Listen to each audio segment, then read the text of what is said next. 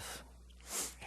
Heavenly Father, we thank you so much for all the blessings that we receive day by day, even if we don't even notice things that we're not worthy to receive, but you're willing and loving to give.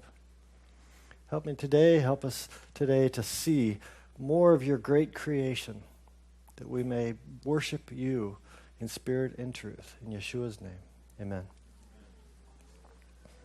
So how old is that rock anyway? Well, the last session, what we looked at a couple of timelines. We looked at evolution that had a timeline of 20 billion years, and we looked at creation with a timeline of 6,000 years.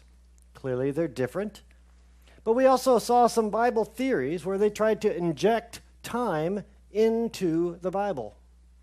Now, that does great violence to the Bible, and we saw some problems with those theories. Then we started to look at what true science is, that it's observable, repeatable, and refutable, and how evolution is not science because it doesn't follow those things. We also looked at some kind of a whirlwind of some major proof areas, and we destroyed evolution 4 times. Knowing this first, that scoffers will come in the last days. Well, we have those. Walking according to their own lusts. I guess the 3 angels' message with the judgment hour message hasn't caught up with them yet. Saying, where is the promise of his coming? For since the fathers fell asleep, all things continue as they were from the beginning of creation. So this all things continuing from creation is called the doctrine of uniformity. The idea that lots of slow, small processes over long periods of time, and that's what evolution uses. Before a few hundred years ago, everybody believed in the flood. They believed in a catastrophism, that there was this big flood that happened in the past. Now, to look at this topic of long periods of time and a short catastrophe, we're going to have to look at some things like fossils. So let's take a quick look at some fossils. Here we have some different types of fossils. We have impressions. So like a footprint is an impression fossil. The creature's not there, you just see the impression. We have mineral replaced fossils. In the mineral replaced fossils, all the parts of the creature have been erased, but other minerals have filled in and replaced the original creature. So we have an outline, kind of a diagram of what the creature used to be shaped like. Now, depending on how fossilized it is, some are partially fossilized, some are completely fossilized. And the third kind really doesn't matter. You can kind of think of it as a stain. Anyway, one of the theories about how rock layers are formed is a theory of superposition. Now, basically what this means is any layers on the top are younger, and any layers down lower are the oldest. And so down very low is the very oldest, and the mediums, length of time is the next ones. But we've done some scientific research on how layers are formed, and we find in some ways they are formed horizontally and not vertically. So we have a situation where the fossil is formed. Let me see if my little animation's going to run. Come on, do something. It didn't run. Anyway, it would show you the material building up. Basically what happens is the upper left and the lower right are being formed at the same time, and it goes across and forms that way. And we're going to see an actual example of that has happened fairly recently. Now, we've looked at the deposits around the planet. We've dug just about everywhere. That's what humans do. They dig. Anyway, we found one single deposit, and these are basically water-deposited deposit that covered practically the entire United States, actually up into Canada some too. Now, a deposit like that cannot be deposited by a local flood, like Houston. this is actually evidence of a global deposit. I don't know, it kind of sounds like a flood. So we do find different layers, and in the different layers, there is sort of generally some different types of critters being found in the different layers. Now, I want to talk a little bit about why critters of different types might be distributed a certain way. Okay? First of all, the size of the critter would have something to do with which layer it's going to be at. Larger would tend to be a little higher up in the layers. Density would matter. So, for instance, if you have a dense reptile and a very light bird, when it deposited, the bird would tend to be more higher up in the layers, just because of its weight, of its density. Mobility. If you were like the old hare and the rabbit, hare and the turtle, tortoise and the rabbit, tortoise and the hare. We'll get there. So the tortoise, he can't move very fast. So if something bad is coming, the tortoise is going to get covered first, and the rabbit might get a little further. Now, also intelligence has something to do with it. If you're a little more intelligent, you might observe something bad coming and be able to try to flee. And we actually have some evidence of fleeing animals, wounded even, fleeing dinosaurs. We'll look at that later. And then the habitat you started in. If you started in a lagoon, when things went bad, you would get buried first.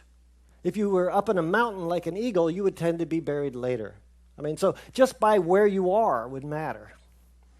Now, in textbooks, a lot of times you'll see a picture like this, and they'll talk about the geologic column. And you could see there is roughly the separation that we were just talking about. And they have different creatures at different levels, and they'll say that the very bottom was very, very, very old, and then the very top is very recent. Now, this column that you see in this diagram, it exists really only in one place in the world, with all the creatures laid out in the order they say, with the layers in the order they say, and in a complete with all the layers there. And it only exists one place in the world, and that is in your textbook. So we have to look a little bit at the whole business of how did these fossils that we find, how did they get formed in the first place? Because if you understand a little bit of how fossils are formed, you might have some idea if one of these two theories is more accurate. Well, I looked in a textbook, and I saw this picture. I thought, gee, that's an interesting picture. This picture is trying to tell us how a fossil is formed. And they show a dinosaur tumbling off a cliff. I thought that was kind of unusual, but if you understand how fossils are made, you understand that there's really two factors, or maybe three factors that are needed for a fossil. You need to have water, you need to have rapid burial, and you need a little bit of time. So they're throwing him off the cliff to get him in water. They got to get him in water. Flood. All right. So I was looking at this dinosaur falling off the cliff, and I was considering, what is his motivation? What is he thinking? And I thought, maybe he was jilted. And he jumped off the cliff. I don't know. The next picture they had is they had him buried under the water. Now, I thought it was kind of humorous that they had the water really still, because they didn't want you thinking about a flood. But they covered him. You know, he fell off the cliff into the water. All right, he drowned. But they covered him. How did he get covered? Well, they could have had a landslide when he fell off, but, you know, that's even more unusual. What's the problem? See, if he's laying on the bottom, now, all right, there's two ways we find fossils. We find them all higgledy-piggledy everywhere, or we find them nice lined up where every bone is right in order, just the way it was when they were alive. Higgledy-piggledy, okay.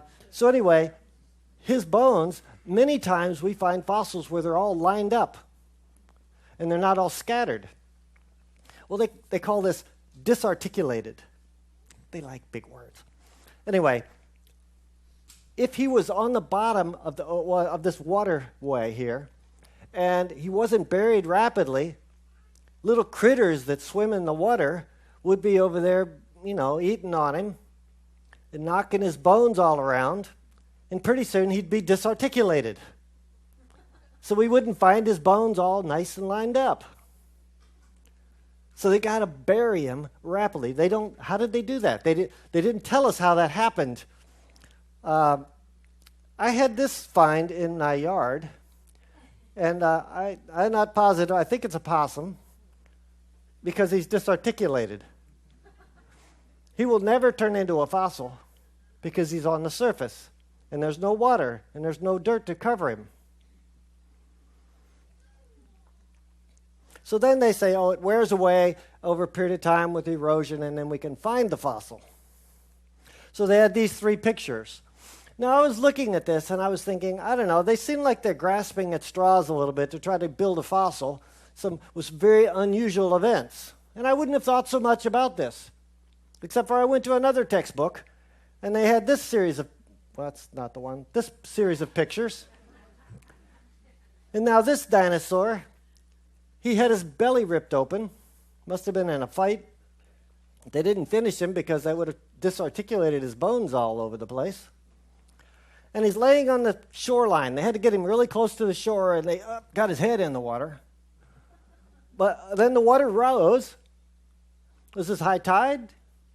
And if it kept coming in, if he's on the beach, that's the worst place to try to make a fossil.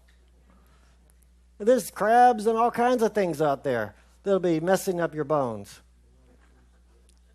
So then they got him buried with dirt. So the actual example they give you wouldn't work. You know why they do this? They don't want you thinking about a flood. Isn't that funny? Well, I've heard people say, all right, yeah, okay, maybe dinosaurs, whatever, but what about carbon dating? Doesn't carbon dating prove that we have really, really, really old fossils? So let's look at carbon-14. Now, this is going to get a little bit technical. I was actually explaining this in one of my first times doing this, and I had a Dr. E. Theo Egard in the audience. And he came up to me afterward, and he said, oh, no, that's not the way it works. And he straightened me out. It was a minor thing, no big deal.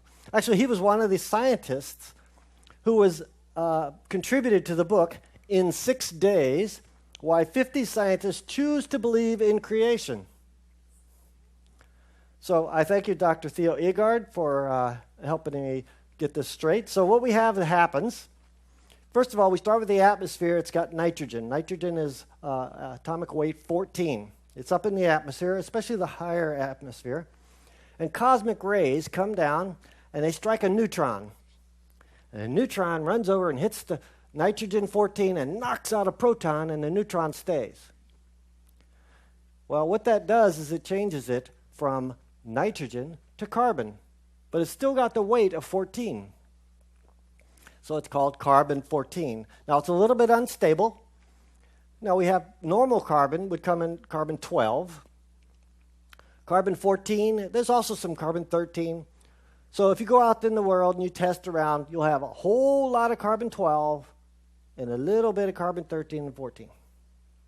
Now, carbon, we're all carbon-based life forms, at least I hope we all are. And carbon, it mixes with oxygen to make carbon dioxide, and then the plants take in the carbon dioxide. When we eat the plants, we take in some radiation, carbon-14, just a little bit. You don't have to go see a doctor. And when you keep eating it, a certain amount of carbon-14 will stay in your body until you die because you quit eating. Once you quit eating, then the clock starts, and the carbon-14 will get less and less and less. And so they date how much carbon-14 you have to how much carbon-12 you have, and they can come up with a date. Okay, so that's the principle of carbon-14 dating. Now, it's important to know that the ratio of carbon-12 to carbon-14 is about 1 in a trillion. So they have something very small to measure, and it's getting less. Now, carbon-14's half-life is about 5,120 years. So if you figure about 10 half-lives, that would have 1,000th less. So, I don't know, 1,000th of a trillionth. The maximum accuracy you could expect to get out of carbon-14 dating would be 50,000 years. So if anybody tells you they carbon dated something to 1 million years old, I would be a little skeptical about that. Now, this whole carbon dating thing has a couple of assumptions. Important assumptions. You see, if your assumptions are no good, your conclusions are no good. So we got to look at the assumptions in carbon dating.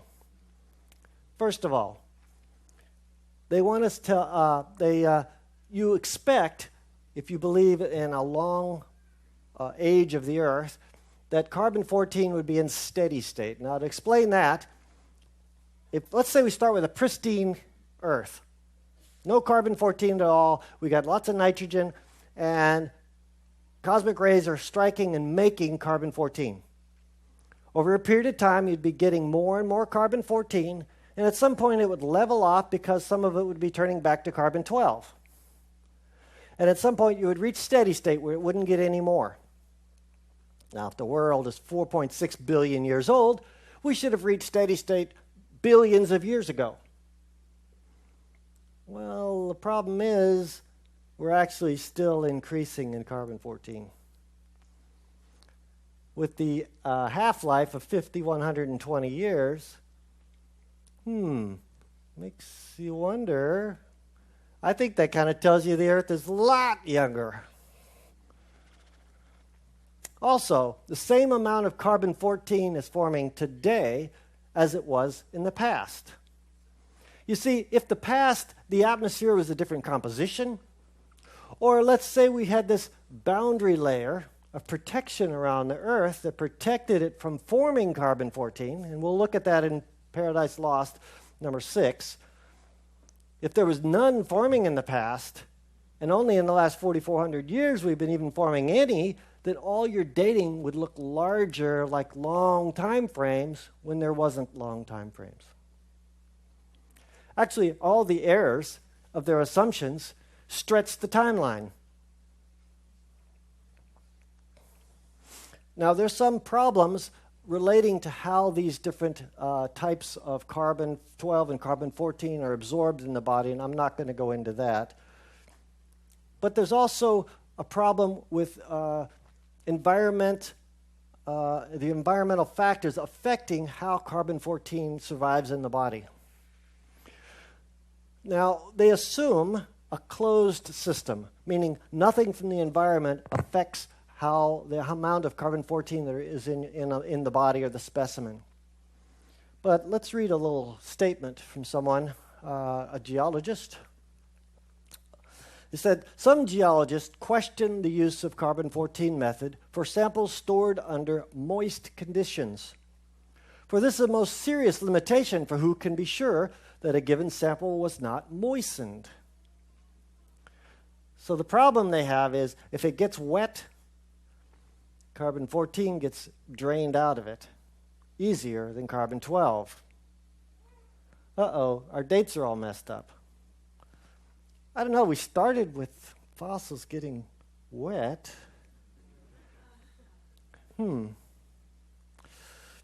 Well, if you have a machine and you want to calibrate it, and you're calibrating it for, let's say, 100,000 years, how do you calibrate that?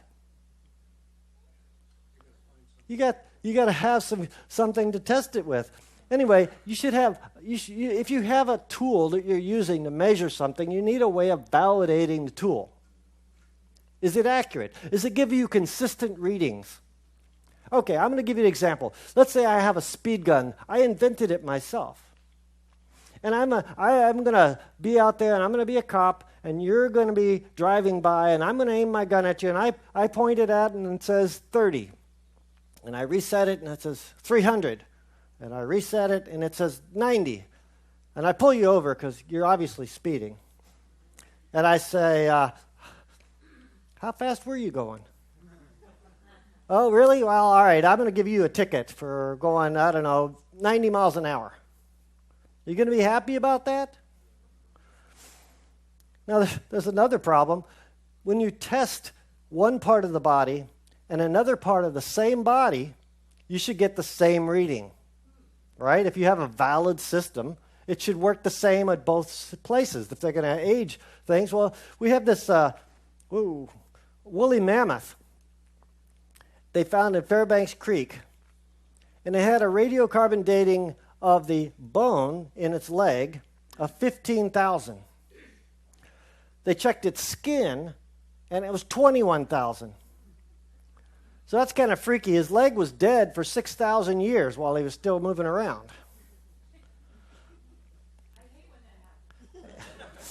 I guess he had a serious limp. Now I have to ask you, if you have a mineral replaced fossil, what are you dating? Nothing. It's not there anymore. It's gone. It's been fossilized. All the minerals have been washed away, and all you have is the outline. You can't date a fossil. Okay.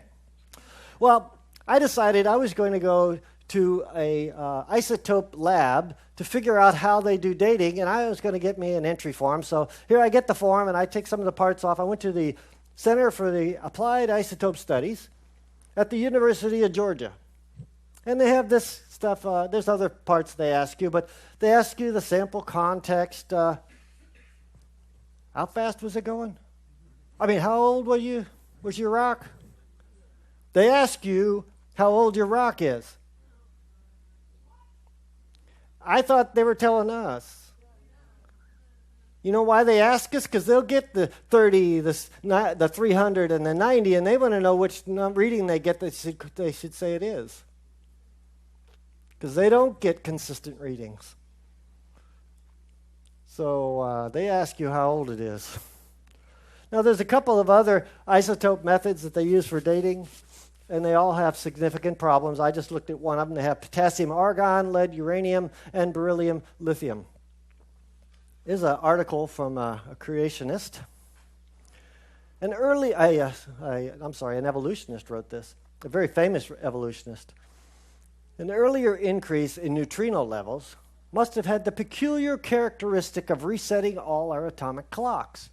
This would knock our C14, potassium argon, and uranium lead dating measurements into the cocked hat. That means it's all messed up, unreliable, useless. The age of prehistoric artifacts, which we're looking at, the age of the earth, the age of the universe would be thrown into question. Wow. They date the universe by this method? That's how they get the 20 billion or the 13.699 billion years from Wikipedia? And they thought it's in the cocked hat, and that's what they're quoting and making us learn in our schools? Well, I need a field trip. I don't know about y'all. Let's take a field trip. We could go to the museum. Y'all want to go to the museum? Let's go to the museum. We'll go to the School of Mines Museum in Rapid City, South Dakota. We're in this museum, and we're going to have a guided tour. We'll get all the best. Probably have some refreshments later.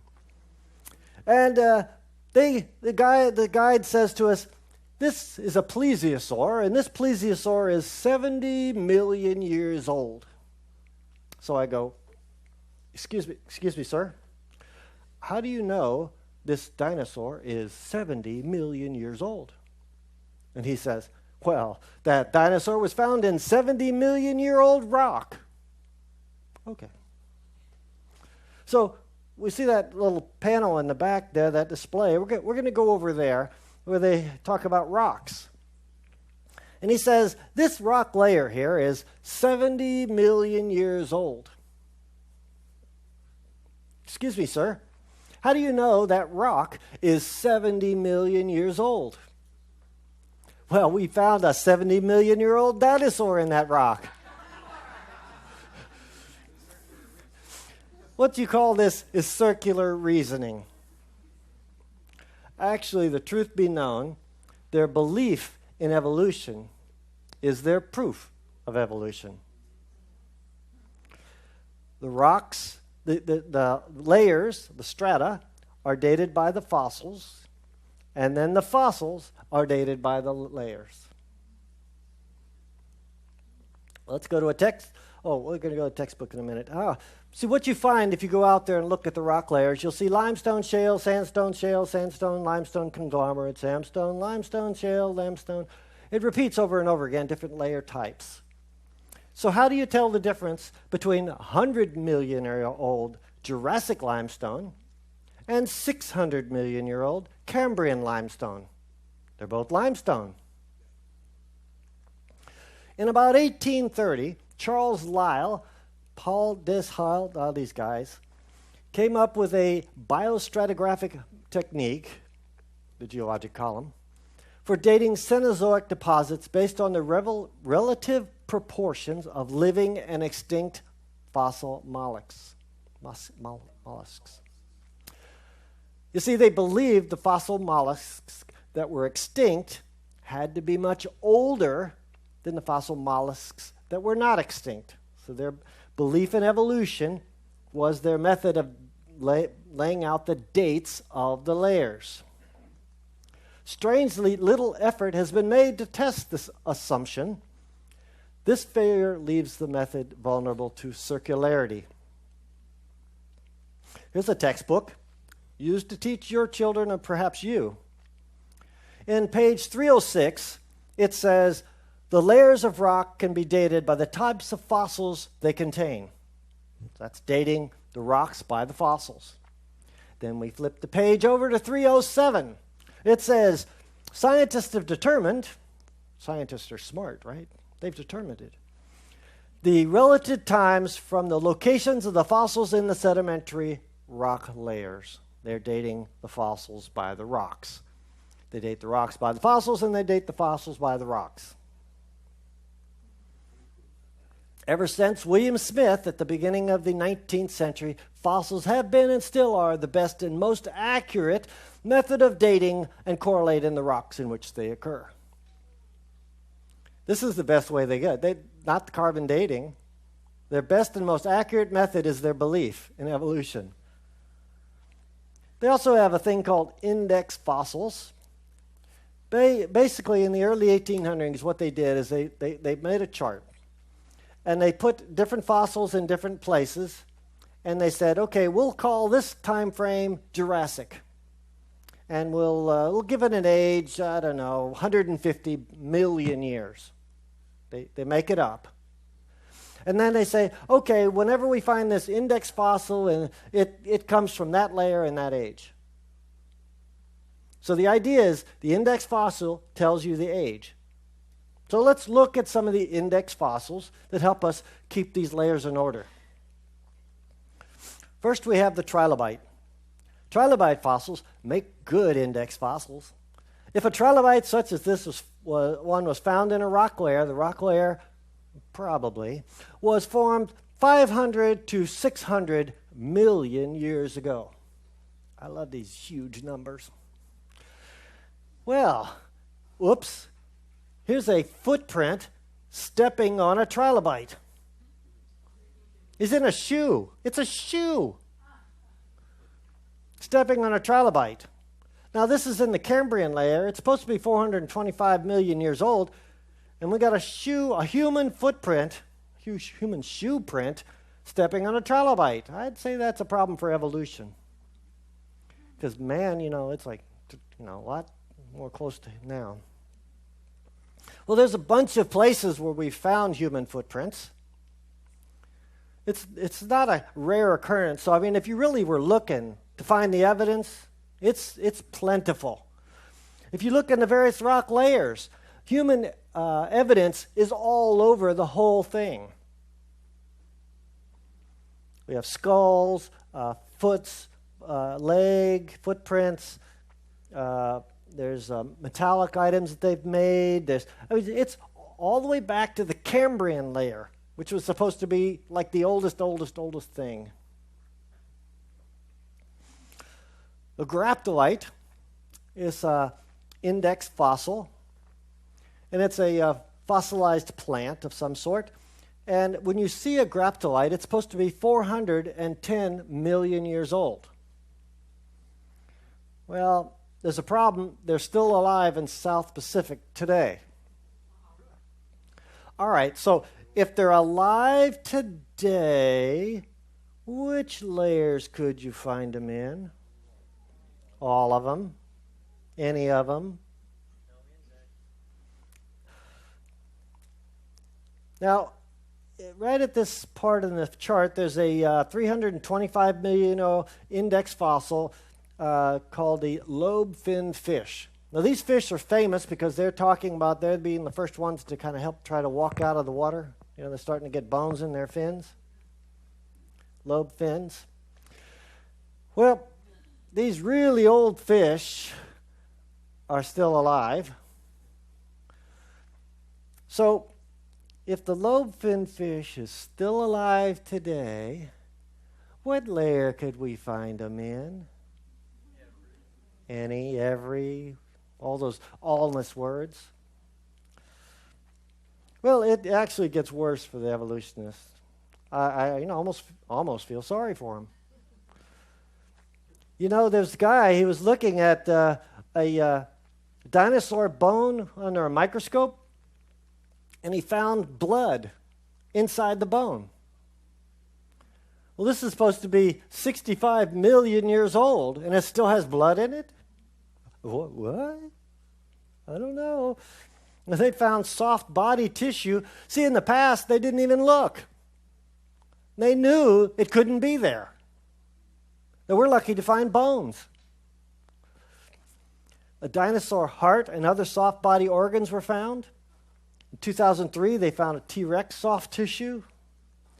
They even started decoding the genetic material from a T-Rex. Yeah, I'm afraid they're going to make a few of them. That's 68 million years old for a Tyrannosaurus Rex. You know, it used to be thought impossible. That's funny. Why did they think it was impossible and now they think it's possible? Because they had to find some. When we found them. It reminds me of Lewis Carroll in The Red Queen. She says, why, sometimes I believe as many as 6 impossible things before breakfast. You know, impossible. I don't know if you know the meaning of that word there, you know. So, fossils, crystals, coal, oil, flowstone, sedimentary rock, petrified wood, how long does it actually take these to form? Because if it takes a million years to form oil, like this one Sinclair sign seems to say, it says, mellowed for 100 million years. They're oil. So, how long does it take this stuff to form? Well, let's go look. Let's look at, first of all, flowstone. Flowstone is really, I don't know, if you've been in a cave, they have stalactites and stalagmites. And they'll tell you they take millions of years to form these things. Don't touch them. Well, there was a guy in Wyoming in 1903, and he had a little artesian well bubbling up in his yard, and he decided to stick a pipe in it, and it would bubble out the top. So in 1903, he did that, and 90 years later, we've got that. In 90 years, we formed lots of flowstone, and it's actually bigger than that now. It's a tourist attraction, and you know they sell tickets to come in and look at the big flowstone. Here we have a bat. Before he rotted, he got covered in flowstone. Guess you can get the idea why it's called flowstone.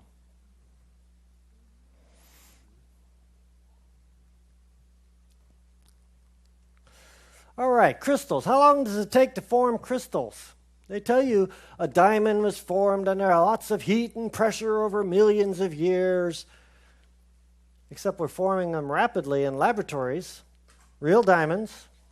You look at the synthetic diamond versus the natural diamond, it has the exact same refractive index, same dispersion, same hardness, same density. You know, they actually make them, inscribe them with a laser fake. Maybe not the word fake, but to let them know it's man-made so that they can tell the difference between the man-made diamonds and the ones they find in the field. I wouldn't put my money in diamonds. Anything they can print.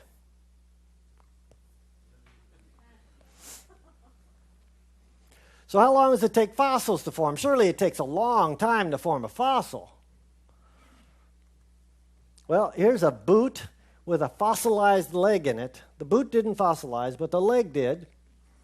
Now, the boot company said that those were made in the early 50s, those boots, and they found it in a dry creek bed in the West Texas town of Ira Ann in 1980. So that's 30 years. Get that fossil leg. There's a fossilized hat, fossilized pickle, teddy bear. Now, they did this fossilizing in 4 months. Now, there was an event that happened in the world that also gives us some good evidence about how things can form rapidly in about 1980. And that was an event in Washington State called Mount St. Helens. And it has done a lot to rewrite our textbooks, if they would rewrite textbooks. It was equivalent to 20 million tons of TNT, and it had ash and debris that came roaring down the mountain.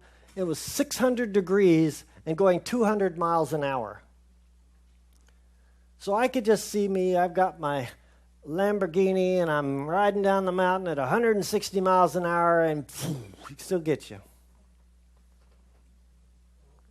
I don't have a Lamborghini. So the explosion happened in 1980 in May. There was one for 9 hours. There was another one in June, and then another one 2 years later. Now, when Mount St. Helens was about to go, there was a lot of tremors, and there was a lot of warning. And they told people, get off the mountain, it's going to go. And there was a guy named Harry Truman. He didn't listen to the warnings. Harry just stayed there in his cabin. Don't worry about me. He's still there. Now, there's warnings going out to people today that things are about to come to an end. And a lot of them aren't listening.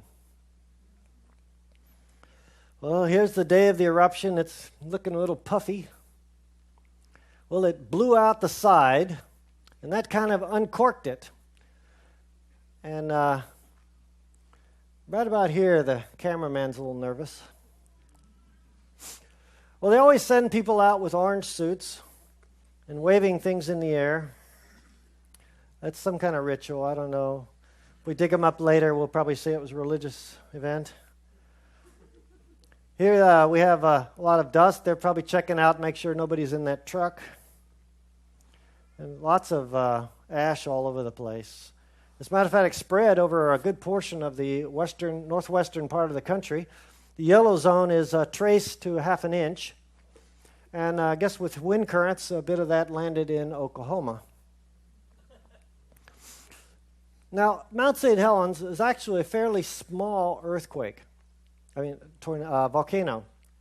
It, in this scale here, it's showing that Mount St. Helens is 1 cubic kilometer of material came out.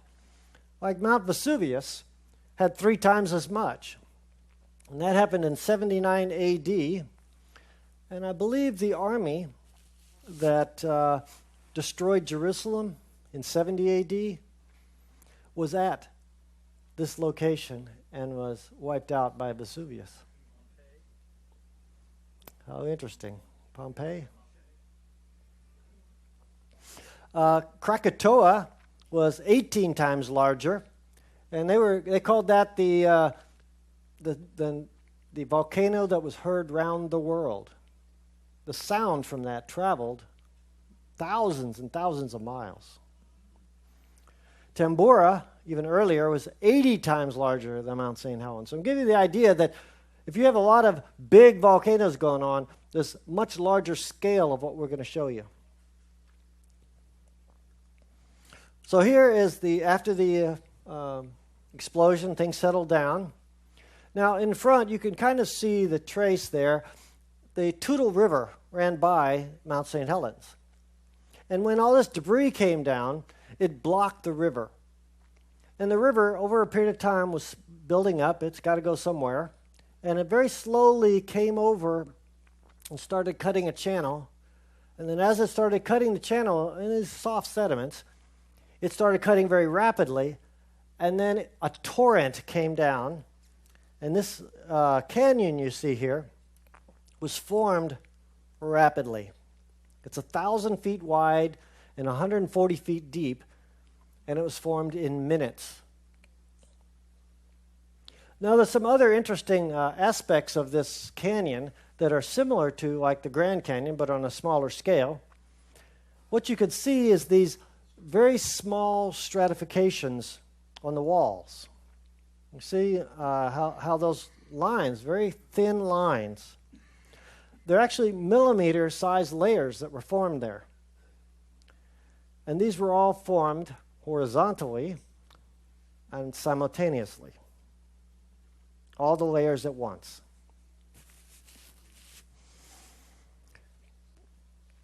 Now the logs got tossed some of these trucks around like Tonka toys. There was a lot of force involved here.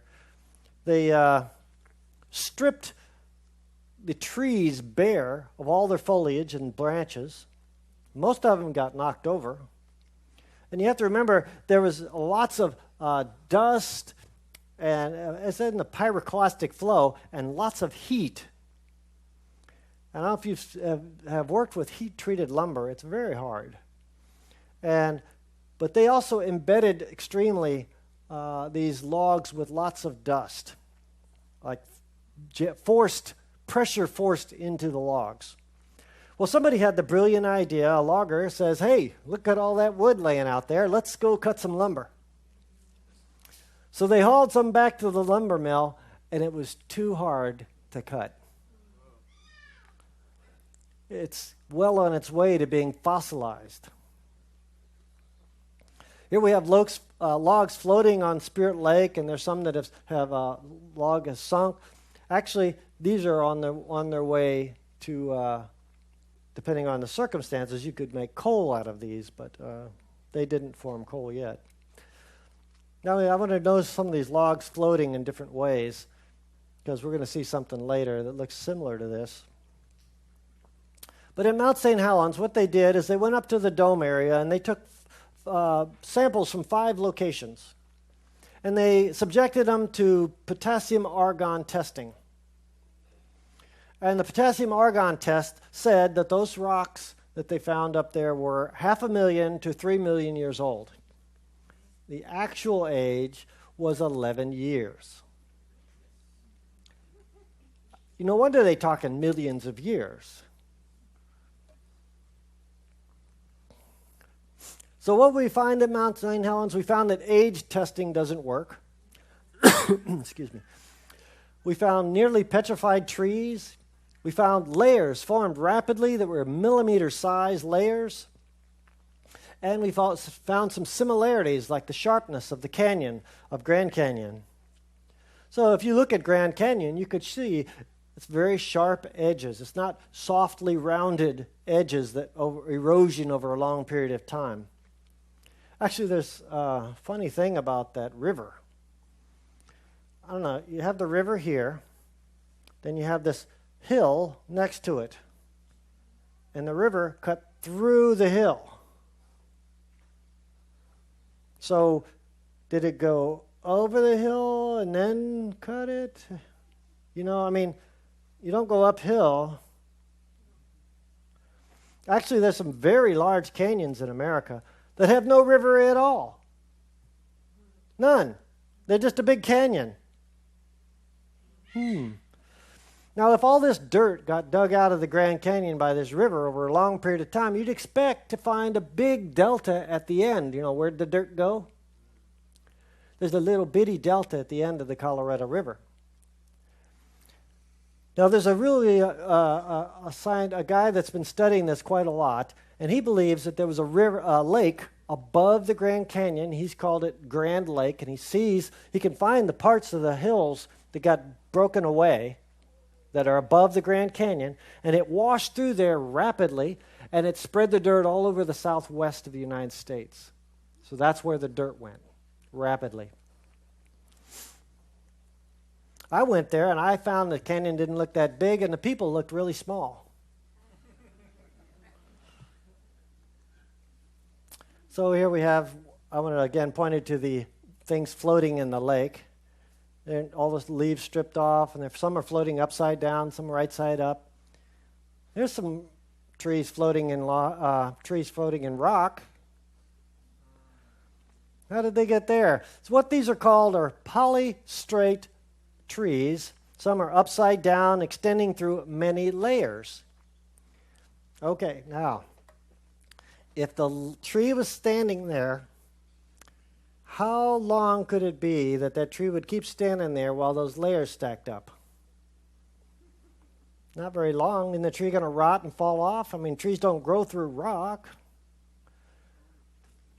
So that means all those layers were put down at the same time the trees were put down. So the layers didn't mean lots of time. Now, they find this all over the place. They find it in Germany, France, Great Britain, Nova Scotia, California, some of the eastern states. This one here is 25 feet through layers of rock. It actually would have been longer, but the bottom part broke off, which proves those layers were contemporaneous with the log. Now, when I was in school, they taught me about rocks, and they taught me that there was 3 kinds of rocks. Oh yeah, there's sedimentary rocks, there's igneous rocks, and metamorphic rocks.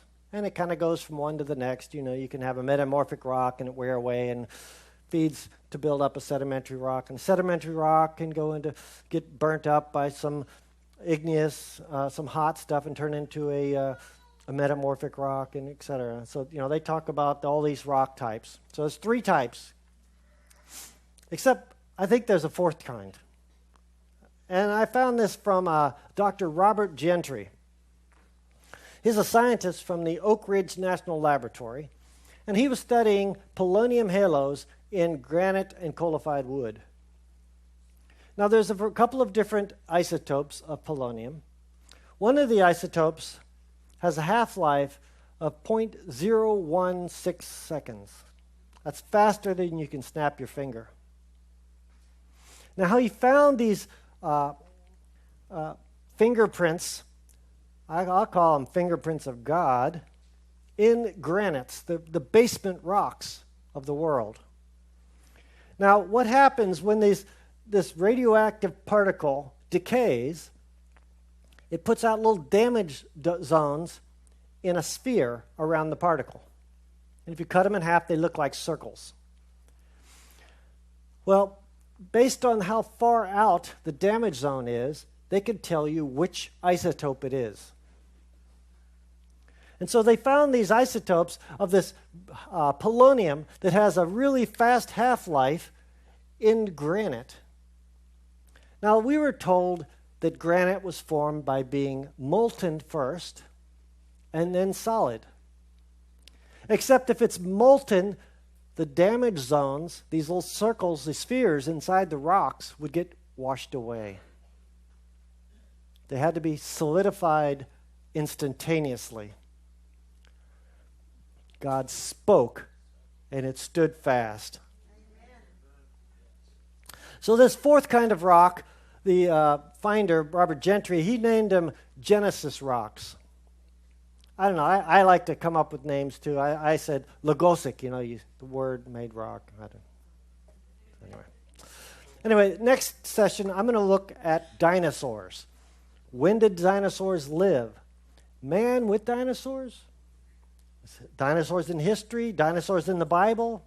Are dinosaurs amalgamations? Are there still dinosaurs alive today? Heavenly Father, we thank you for creating this world by just speaking. Your power is wonderful and great, but your love is greater. We look to you for all of our strength as we walk through the day. In Yeshua's name, amen.